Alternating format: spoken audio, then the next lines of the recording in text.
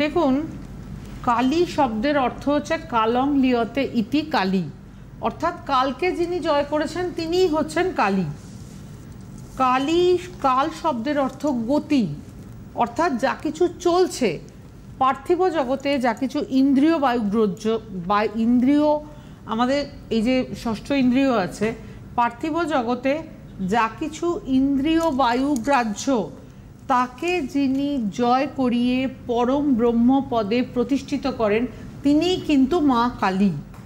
এবং মহানির্বাণ তন্ত্রের কথায় বলা হয়েছে সর্বপ্রাণীকে যিনি কলন করেন বা গ্রাস করেন তিনিই হচ্ছেন মহাকাল।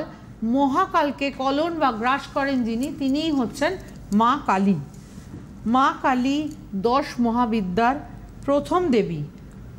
শাস্ত্রমতে মা কালী বিশ্ব ব্রহ্মাণ্ড সৃষ্টির আদি কারণ এবং বছরের সর্বশ্রেষ্ঠ অমাবস্যা হচ্ছে ফলহারিণী অমাবস্যা। তন্ত্রের সর্বশ্রেষ্ঠ তিথি। এই মহাতিথিকে কাজে লাগিয়ে যে কোনো রকম গ্রহ সংস্কার, মনস্কামনা পূরণ, বিভিন্ন মানুষের বিভিন্ন ধরনের চাহিদা, দীর্ঘদিন ধরে যে চাহিদাগুলো পূরণ হচ্ছে না, ফলহারিণী তিথিকে কাজে লাগিয়ে কিন্তু সেই মনস্কামনা, সেই চাহিদা সব কিছুর পূরণ সম্ভব। বহু মানুষ আছেন যাদের জীবনে অনেক রকমের ডিসস্যাটিসফ্যাকশন আছে। যেমন অনেকে এসে চেম্বারে এসে বলেন কিছুতেই বিয়ের যোগাযোগ হচ্ছে না, অনেক চেষ্টা করছি, অনেক দিন ধরে চেষ্টা করছি কিন্তু বিয়ে হচ্ছে না।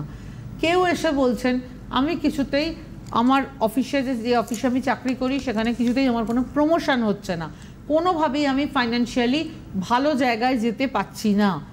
অনেক সময় দেখা যাচ্ছে সংসারে যারা রয়েছেন তাদের নিজেদের মধ্যেই বিভেদ, তারা প্রত্যেকে কেউ কাউকে হয়তো সহ্য করতে পারছেন না, বিভিন্ন কারণে তাদের মধ্যে ঝগড়াঝাঁটি, অশান্তি, নানান কিছু হচ্ছে। তো যে কোনো রকমের সমস্যা, সন্তান যখন কথা শুনছে না, সন্তান পড়াশোনা করছে না, সমস্ত কিছুর জন্য কিন্তু ফলহারিণী অমাবস্যা, ফল লাভের অমাবস্যা।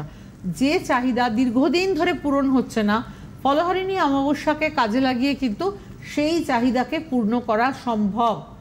যা কিছু মনে হচ্ছে খুব কষ্টসাধ্য, দুঃসাধ্য, কিছুতেই আমি পারছি না, কিছুতেই আমি এটা চাইছি কিন্তু আমার চাহিদা পূরণ হচ্ছে না, ফলহারিণী অমাবস্যাকে কাজে লাগিয়ে কিন্তু সেই চাহিদাগুলো যেটা অনেক দিন ধরে চাইছেন বাট প্রাপ্তি হচ্ছে না সেটা কিন্তু পূর্ণ হওয়া সম্ভব।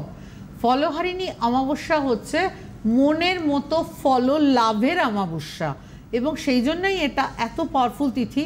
এবং এই তিথির জন্য কিন্তু সবাই অপেক্ষা করে থাকেন, শুধু যে গৃহীরা অপেক্ষা করে থাকেন এটা নয়। হ্যাঁ, গৃহী মানুষের নানান রকম চাহিদা থাকে, তার জন্য তারা অপেক্ষা করে থাকেন। সাধক যারা, তারা অপেক্ষা করে থাকেন সাধন মার্গে আরও উচ্চ স্তরে যাওয়ার জন্য। যোগী যারা, তারা অপেক্ষা করে থাকেন যোগ মার্গে আরও উচ্চ স্থানে যাওয়ার জন্য। এই অমাবস্যাটা সবার কাছেই ভীষণ গুরুত্বপূর্ণ।